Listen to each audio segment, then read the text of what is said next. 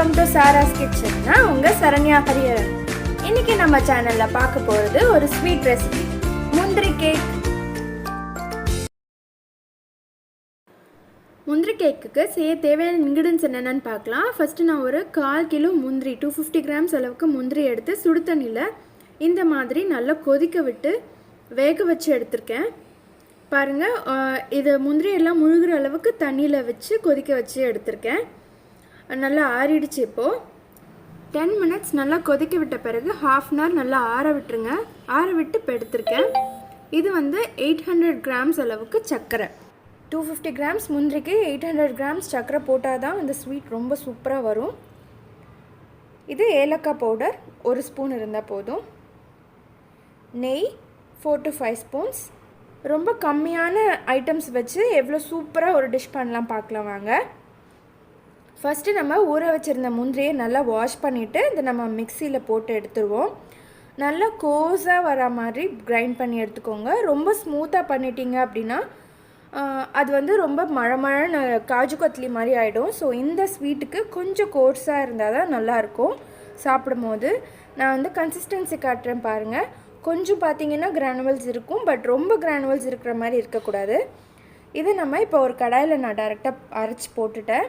இது கூட நம்ம இப்போ எடுத்து வச்சுருந்த 800 கிராம்ஸ் சர்க்கரையை ஆட் பண்ணிக்கலாம். போட்டு நல்லா மிக்ஸ் பண்ணிவிடுங்க. சர்க்கரை போட்டு நல்லா மிக்ஸ் பண்ணி விட்டுடுங்க. ஸோ தட் ஒரு மாதிரி தண்ணி விட ஆரம்பிக்கும். பார்த்திங்கன்னா நான் இப்போ சர்க்கரை ஆட் பண்ணிவிட்டு நல்லா கலரி விட்டுருக்கேன். ஸோ இந்த ஸ்டேஜில் நம்ம கேஸ் அடுப்பை பற்ற வைக்கலாம். முன்னாடி பற்ற வைக்காதீங்க.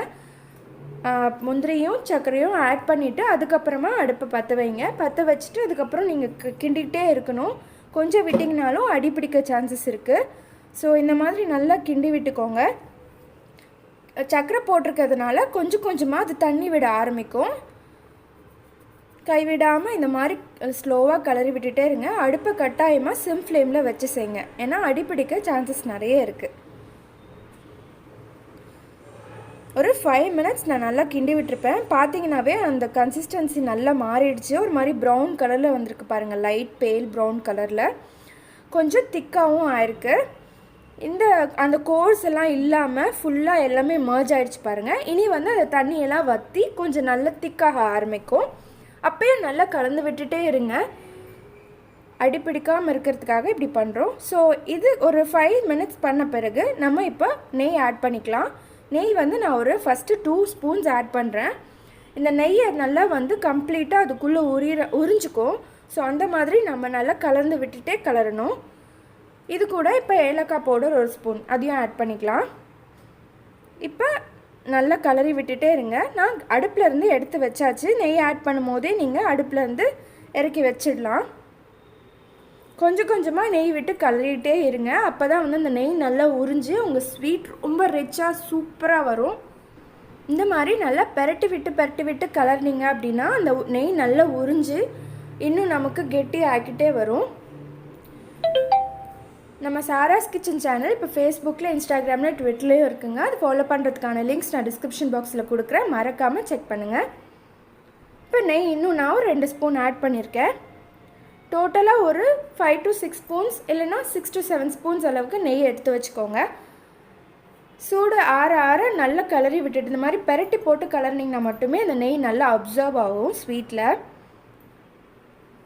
நம்ம சேனலுக்கு புதியவர்களாக இருந்தீங்கன்னா சாராஸ் கிச்சன் சேனலை மறக்காமல் சப்ஸ்கிரைப் பண்ணிக்கோங்க. பக்கத்தில் இருக்க பெல் பட்டனும் ப்ரெஸ் பண்ணிங்கன்னா மட்டுமே என் வீடியோஸை மிஸ் பண்ணாமல் பார்க்கலாம்.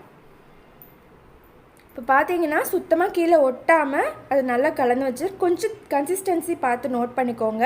இந்த கன்சிஸ்டன்சியில் ஒரு பிளேட்டில் நான் ஃபுல்லாக கீ அப்ளை பண்ணி வச்சுருந்தேன். அதில் இந்த மாதிரி ஈவனாக ஸ்ப்ரெட் பண்ணி விட்டுக்கோங்க. அது ஸ்ப்ரெட் பண்ணி நல்லா டேப் பண்ண பிறகு இந்த மாதிரி வரும். ஸோ இது மேலே ஒரு லேயர் நெய் அப்ளை பண்ணிவிட்டு ஒரு 15 மினிட்ஸ் அது நல்லா ரெஸ்ட் பண்ண விட்டுருங்க. நல்லா ஆறணும். அதுக்கப்புறம் இந்த மாதிரி நல்ல மழைன்னு இருக்கிற எட்ஜஸ் இருக்கிற கத்தி வச்சு நீங்கள் அதில் கொஞ்சம் கீ அப்ளை பண்ணிக்கோங்க. பண்ணிவிட்டு இந்த மாதிரி பீசஸாக எவ்வளோ சைஸில் உங்களுக்கு வேணுமோ, என்ன டிசைனில் வேணுமோ அந்த மாதிரி நீங்கள் கட் பண்ணி எடுத்துக்கலாம். மோஸ்ட்டாக இந்த ஸ்வீட் டைமண்ட் ஷேப்பில் இருக்கும். ஸோ அதனால் நான் டைமண்ட் ஷேப்பில் கட் பண்ணுறேன். இது சேலமோட ரொம்ப ஸ்பெஷலான ஸ்வீட். சவுத் சைடில் இது எல்லாருமே ரொம்ப செய்வாங்க. இது காஜு கத்லியை விட ரொம்ப சூப்பராக இருக்குங்க. ரொம்ப சிம்பிளான இன்க்ரீடியன்ஸ் வச்சு ஈஸியாக சீக்கிரமாக ஒரு ஸ்வீட் பண்ணிடலாம். குழந்தைங்க ரொம்ப இன்ட்ரெஸ்ட்டாக சாப்பிடுவாங்க. இது கொடுத்தீங்க அப்படின்னா குழந்தைங்களுக்கும் வெயிட் போடும், ரொம்ப நல்லாயிருக்கும். அவ்வளோதாங்க, நம்ம முந்திரி கேக் இஸ் ரெடி. இதை நீங்களும் உங்கள் வீட்டில் ட்ரை பண்ணி பார்த்துட்டு உங்கள் கருத்துக்களை என்னோட கமெண்ட் செக்ஷனில் தெரியப்படுத்துங்க.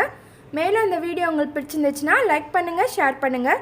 சப்ஸ்கிரைப் பண்ணாதவங்க மறக்காமல் சாராஸ் கிச்சன் சேனலை சப்ஸ்கிரைப் பண்ணிக்கோங்க. தேங்க்யூ.